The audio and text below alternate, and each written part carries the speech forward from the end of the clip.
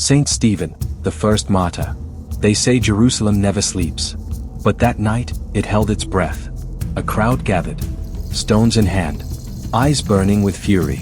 And in the middle, one man, unarmed, unshaken, a man whose faith had become a crime.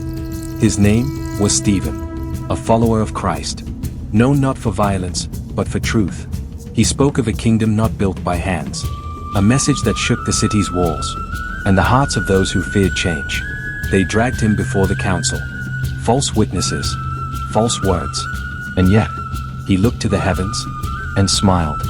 He said he saw heaven open, and the Son of Man standing at the right hand of God. That was the spark, the breath before the storm. The mob surged forward, dragged him through the gates, out to the killing ground. They circled him, and the first stone flew. The first stone struck, then another, and another, each one echoing through history. But even as the world crushed him, his voice rose through the chaos. Lord, do not hold this sin against them. History remembers Stephen as the first martyr, but behind faith and fury lay something darker. Power, control, fear of losing the old order. And in the crowd that day, stood a man named Saul, watching, approving, the same man who would become Paul, the apostle, a persecuted turned preacher, a witness turned believer. The man who watched Stephen die would carry his message farther than anyone ever could. The blood that spilled that day didn't silence faith, it ignited it.